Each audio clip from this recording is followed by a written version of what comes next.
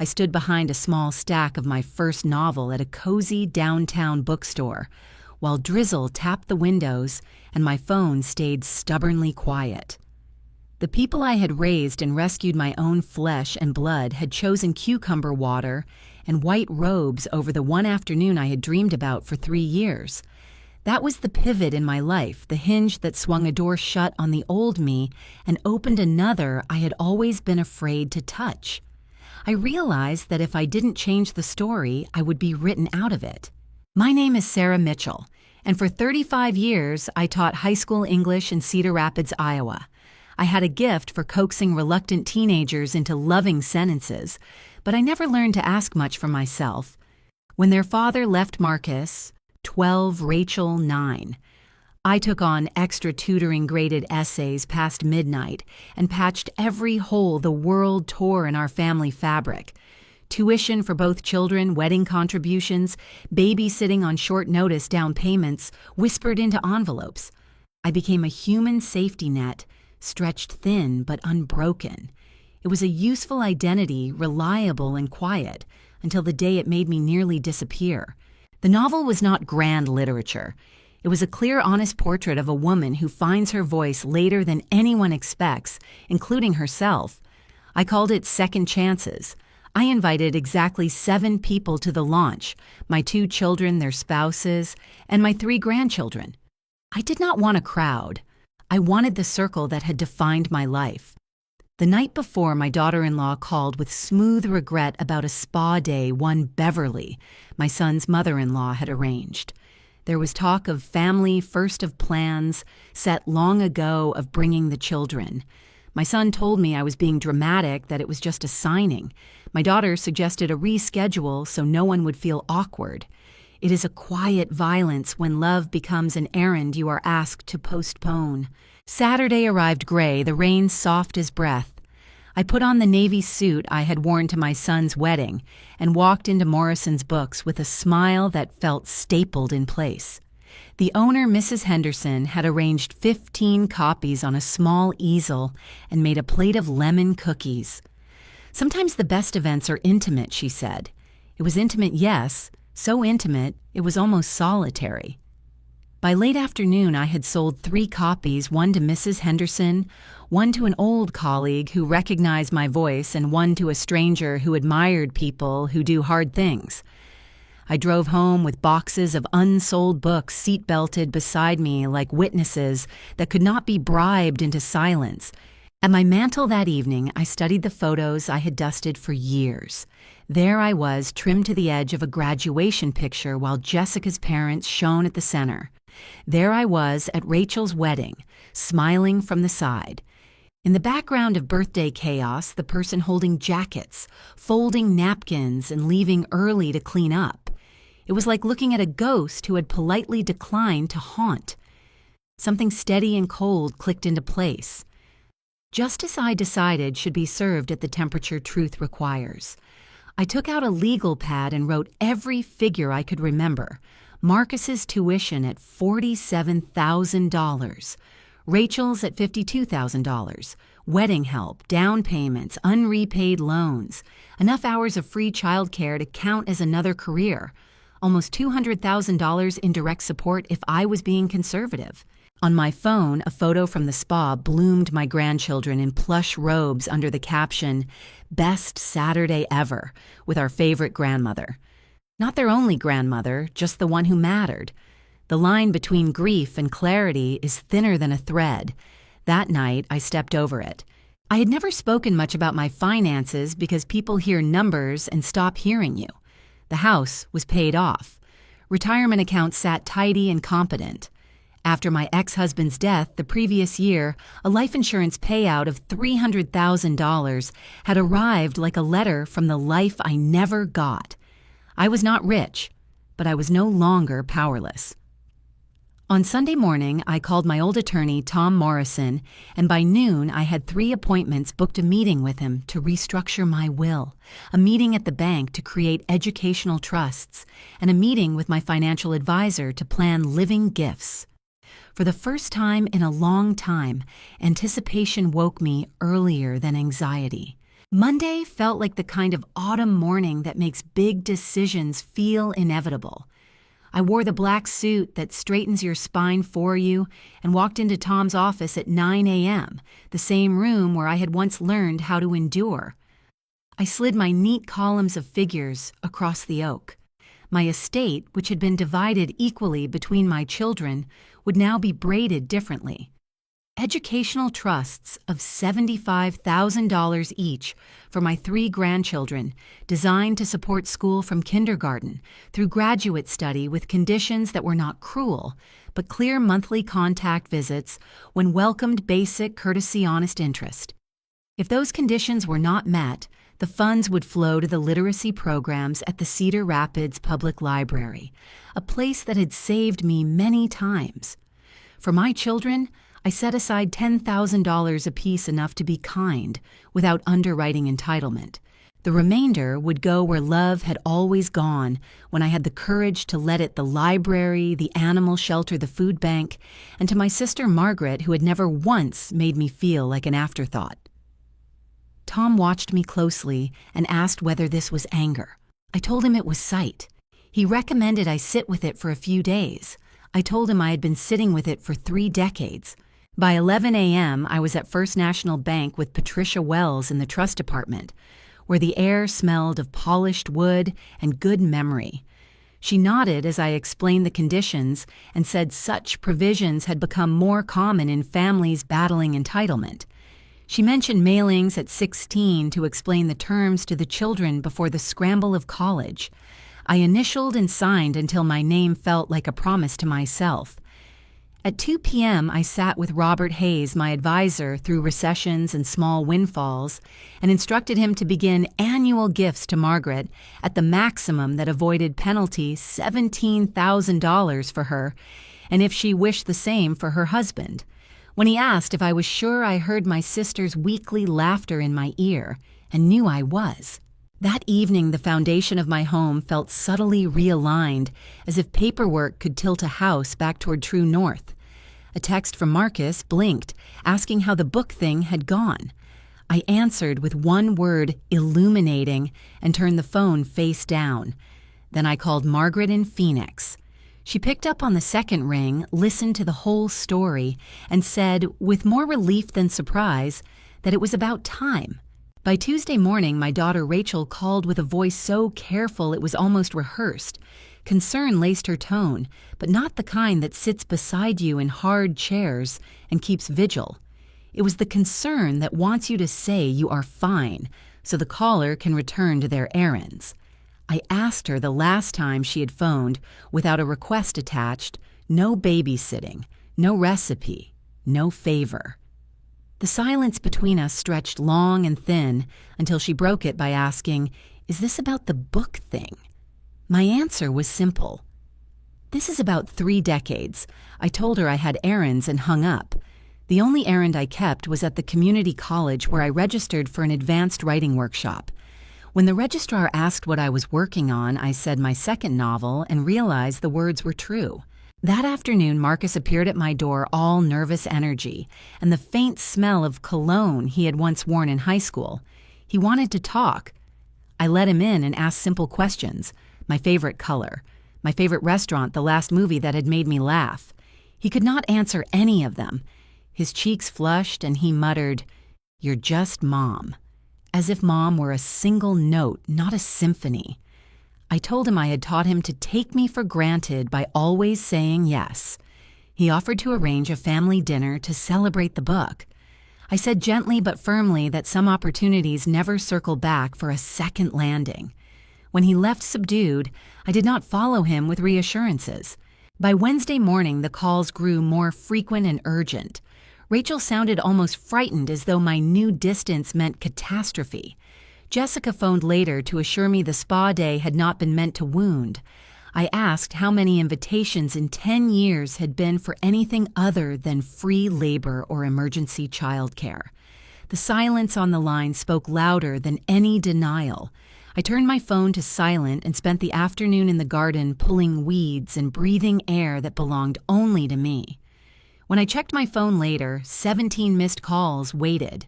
Margaret told me Marcus had rung her worried I was depressed. I laughed at the absurdity. A woman asserts a boundary and suddenly people whisper about wellness checks. I am not breaking down, I told my sister. I am waking up. On Thursday morning at 10 a.m., I called Marcus with the cool clarity of an adult speaking to another adult. I explained my new will trusts for the grandchildren, modest sums for the children donations, to charity annual gifts to Margaret. He said nothing.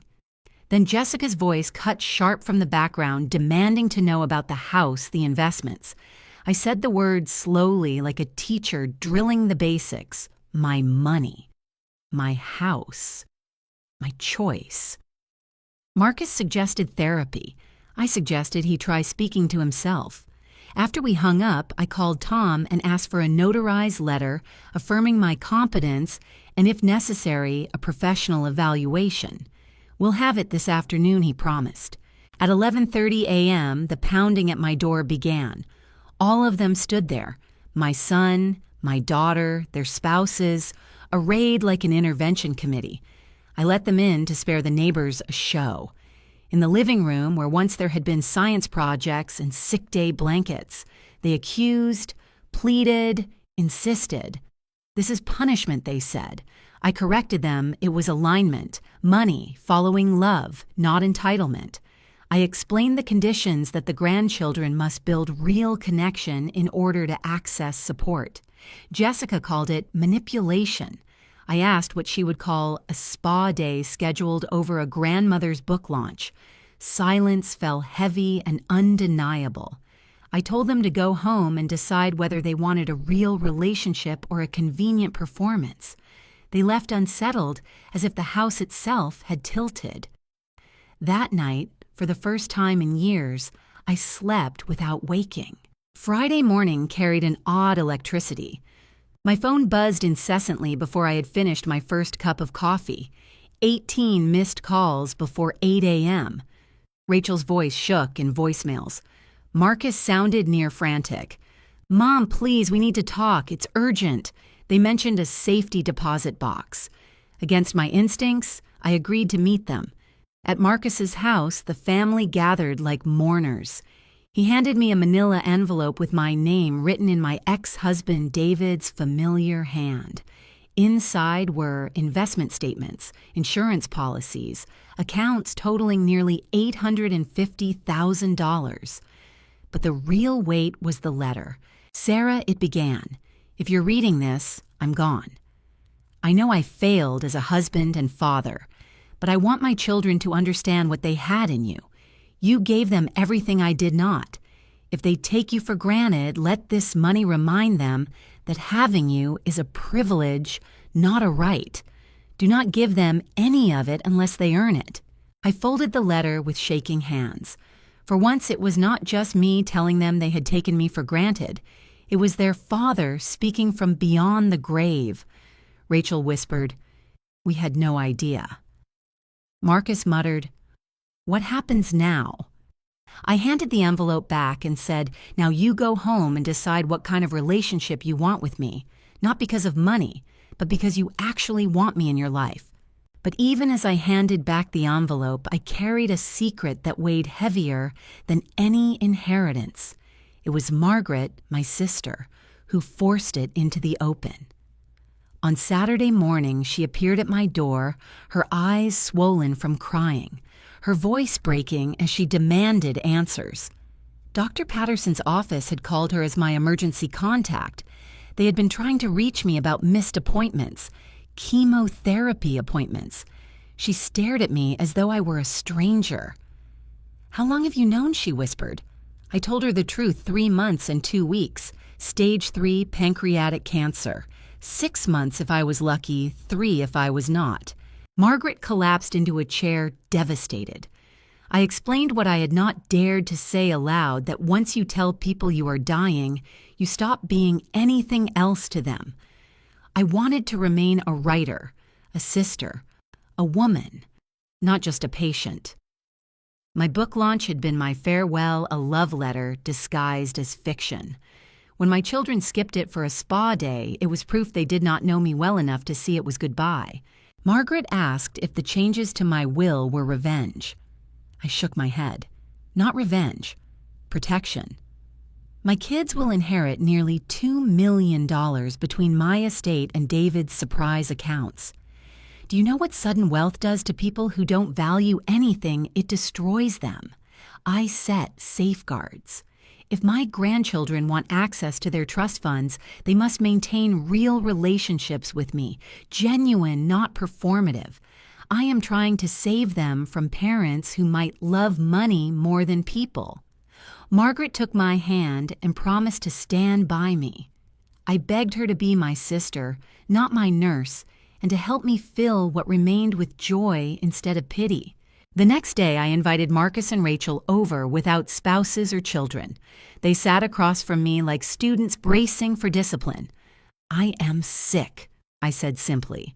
Their faces drained. I told them about the diagnosis and that I had stopped chemotherapy. Rachel sobbed. Marcus asked how long. Months, I said, not years. Then I told them why I had waited. Because I needed to know if they loved me or only needed me. Their eyes filled with guilt as I told them the launch had been my goodbye party. Rachel whispered, "We chose a spa day." I nodded. "You did. Now you must decide what these last months will look like.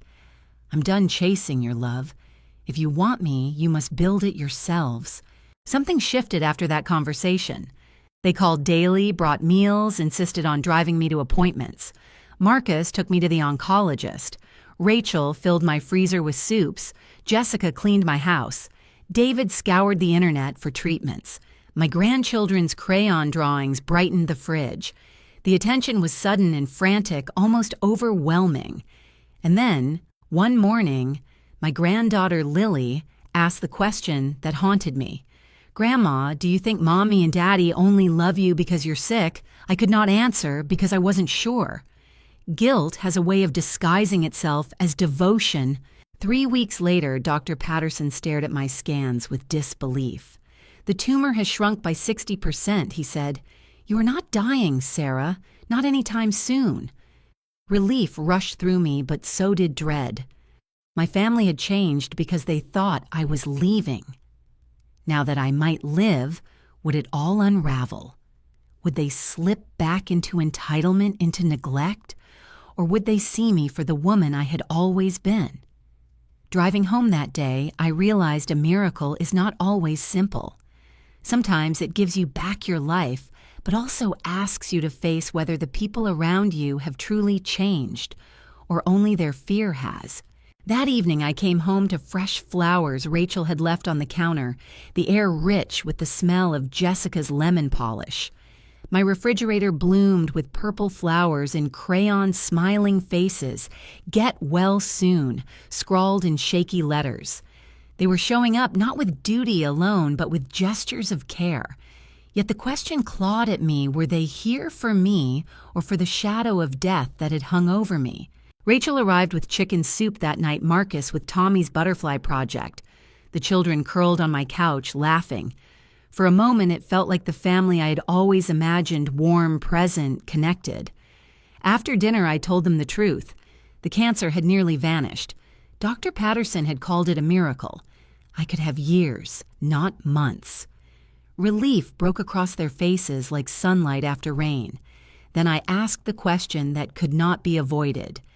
Are you here because you love me, or because guilt told you to when you thought I was dying? The question lingered in the air like smoke no one wanted to breathe. Rachel's tears fell first, not from grief this time, but from something rawer. At first it was guilt, she admitted, her voice trembling. But these last weeks I remembered why I loved spending time with you. I remembered how funny you are, how good you are at listening, how much I miss simply being around you. Marcus nodded slowly, shame in his eyes. I thought of you as just Mom, like that was your whole identity, but you're Sarah. You write books, you have opinions, you make terrible puns we secretly laugh at. I forgot you were a person. Their honesty cracked something open inside me. For the first time, they weren't hiding behind excuses or obligations. They were meeting me with the truth. I asked them what should happen now with time given back to us. Rachel wiped her eyes. "We keep showing up," she said, "because we like who we are when we do, even if it means less inheritance." Marcus managed a faint smile. "Mom, I'd rather have you alive and give every dollar to Aunt Margaret than have you gone and rich." Their words stitched a small seam of healing through the years of neglect. The days that followed surprised me. Marcus drove me to appointments without needing to be asked. Rachel dropped off meals as though it were habit, not obligation. Jessica began inviting me to lunches and shopping trips, simple outings she had never once thought to include me in. The grandchildren came often tumbling through my house with drawings and questions. Lily handed me a poem about purple flowers, my favorite color, and I felt seen in a way I had not for years. For the first time, they noticed me. They knew me. That had always been what I wanted. Still, the matter of money hung over us like a shadow none of us could name. One evening, as we sat together with tea and leftover cake, I asked plainly, should I call Tom Morrison and change my will back? Marcus startled me with his answer. No, keep it the way it is. The trust funds are brilliant. They'll make sure the kids always know you. And the donations to charity, that's exactly who you are. Rachel nodded through quiet tears. Mom, you've already given us the best inheritance possible. You taught us how to love properly. Everything else is just money. For once there was no argument, no bargaining, only acceptance. Weeks stretched into months, and I began to live differently. What had once been a countdown became a wake-up call. I enrolled in my writing class and worked on a second novel, filling notebooks with words that pulsed with life. I planted bulbs in the garden, deciding to believe I would see them bloom.